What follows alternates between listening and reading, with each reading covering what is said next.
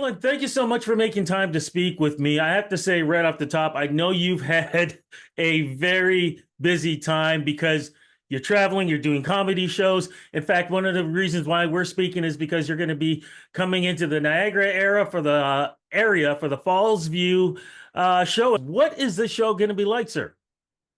It's great, man. I think out of this is now my fifth or sixth hour I put together in the last like 8 years or last 10, I don't know, whatever time. But this one's my strongest one. I think each one you get better, but this one, I just think the storytelling and the high notes in terms of the jokes and being fearless and saying whatever on your mind, and still saying it in a way that that doesn't divide the audience but brings them together. I think I'm just getting good at mastering that, and I can't wait for people to see the show. I can't wait for that too. But if people want to see something earlier, you have actually a comedy special happening as we speak right now too. Yeah, I have a comedy special called Good Grief. That's, I think, special number 4 or 5. There's Good Grief on Amazon, and that one is about a hilarious special about my dead parents. And the thing about it is, like, for you to find humor where there is not, to me, is the makings of a special kind of comedian. And that broke me. My mother's death broke me. My father's death put me back together. And somewhere between there, I just got this whole great perspective on life and the journey and God. And I'm able to really now have my life so fulfilled, even though they're gone. I pour back into my family, so I always feel like my parents are with me. How important is because we're going to talk about Bel Air and some other things too. How important has comedy been for not just you but your family? Because let's face it, when we talk about the Wayans, we talk about a family that helped bring a Black culture to the world in such a great perspective, and even for people who didn't understand it, learned about it through your family. Yeah, you know, I can say I'm lucky, to be the youngest of my tribe.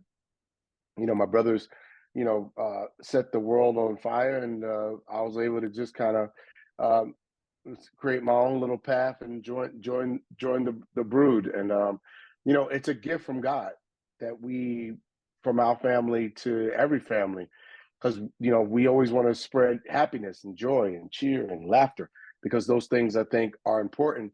And as much as we do that for the culture and we do it for people, when my parents passed, we realized we have to do it for ourselves.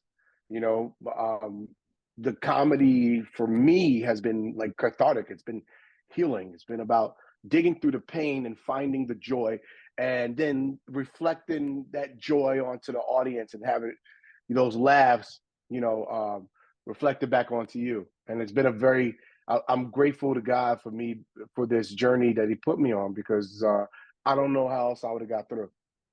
You know, you and your brothers and have done so many amazing movies. I still remember the first time seeing "I'm Gonna Get You, Sucker." I mean, that was the staple point for me to start watching things that your family did. It's crazy. But I was able to read "I'm Gonna Get You, Sucker" when I was 11 years old. My brother sent me the script, me and my brother Sean, and we read it on our pissy little mattress in the projects.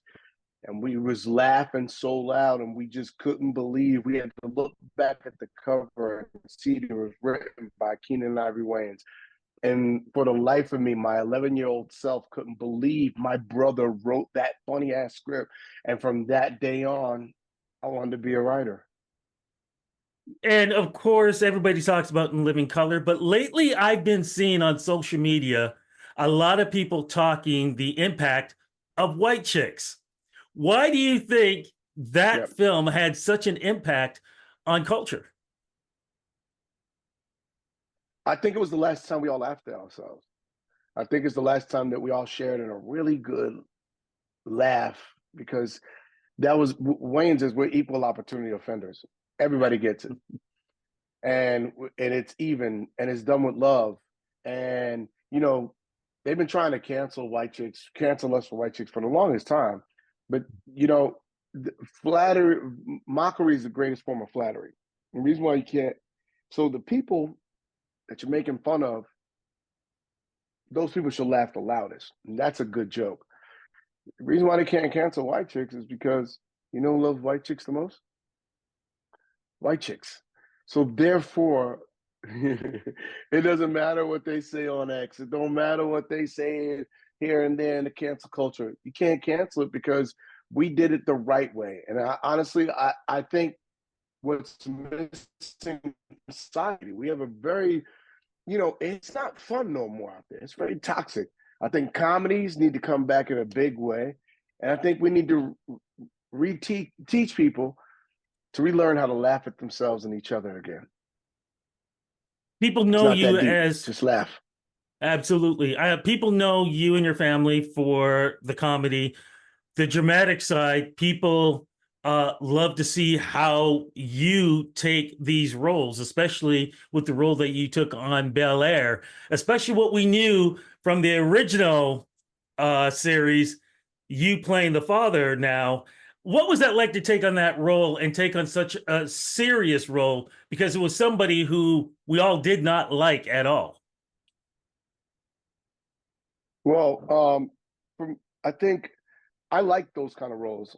Um, I like making the most unlikable guy lovable because then I think you really found the humanity of a character and you're not just playing one level. You're not playing the bad guy.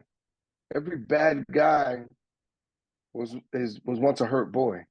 And you have to remember that there's things that twist and turn that take from your innocence. Everybody's born into this world with a good heart. Everybody's born with hopes and joys and smiles, and they want to, like, you know, goodness. And then life has its way of stripping you of that. But I like when I have the monster, I always want to make sure that I stay vulnerable enough for them to connect with the little boy. So when I create the characters, I come from a place of humanity and I come from a place of complete vulnerability. And the anger is the mask so that it makes you root for the character. You can hate him, but you love him at the same time. And I'm loving how Lou is beginning to arc. When you first came out, you didn't like this guy at all. And then in this scene, it was kind of like, oh, there's something there. And then when you see later on in the season, I'm gonna win your hearts. Y'all gonna be like, oh wow, I love Lou. Cannot wait to see it. You have other projects. I do believe you have a film that's going to be coming out or working on right now, correct? Yeah, I just wrapped a movie with Monkey Paw and Jordan Peele Productions. Jordan produced it. Justin Tipping directed it, and it's a psychological horror thriller set in the world of football. It's gonna be great. Cannot wait for that too. Look, I know we do not have a lot of time, but do you have any advice for any up and coming comedians out there who want to follow in your footsteps? Get your ass on the stage and stay there. It ain't gonna come to you. You're not gonna. You can't do stand up. Is not a hobby. Stand up is it's a grind. It's a chore. It takes a lot of work before you make it look easy. It's a lot of work. So the more time that you dedicate on that stage, you know, and understand, I didn't take a shortcut when it came to stand up. I was already famous. I had $1 billion of box office under my belt before I even like really took stand up serious. And so I started in the pizza shops. I started in the coffee houses. I started in dive bars, like for 3, 4 years, getting my wind beneath my wings. And now, if you look at my tour schedule over the past 8 years, I have not stopped touring, which means every year I'm writing a brand new set. I'm not doing the same material. I'm on my fifth special, or sixth kind of special, and I've only been doing stand up like 12 years. But now all the different disciplines that I have are all coming and they're all coagulating and they're all coming to fruition at the same time. Now I'm logging 50,000 10,000 hours in 5 different disciplines, and now I'm bringing that to this other discipline called the stage. And so beautiful things are happening. But what I could tell you is you can't cheat the process. You got to get on the stage. There is no such thing as bombing. You're just finding your point of view. You go up and you be encouraged. I don't care if you eat it and you get booed. Get up the next day. Get up on the next show. Figure out why it didn't work. Because sometimes the joke that you offend people with becomes your greatest joke. So you got to be fearless. The crowd is like the ocean. It can either wipe you out or you can surf on it and look really cool. Last question is not so much as a question, it's a statement. You were in Toronto for the Toronto International Film Festival. You and Sean were here. I think it was back in the 90s. It was my only experience with the both of you because you were both in a VIP area and you were hanging out with Mick Jagger. And for Mick Jagger and his girlfriend to get to the both of you, he actually pushed me aside, ducked through, got to the VIP area. I looked over and I saw you two sitting there and him and his girlfriend sitting there. And you guys look like you're having a great time. I needed to make sure I mentioned that. Well, next time I'll pull you up. I'm like, don't push him out. Like, come on up there. Definitely would appreciate it. Look, all right, and then I'll push you out. Now get your ass out of here. We're looking forward for you coming to Fallsview. It sounds like it's going to be a great show. Can't wait to see you in all your projects, especially with Bel Air and this great film that's going to be coming up. But again, thank you so much to you and your family for bringing our culture to mainstream, and it's still here. Always. Thank you, brother. Take care. Bye-bye.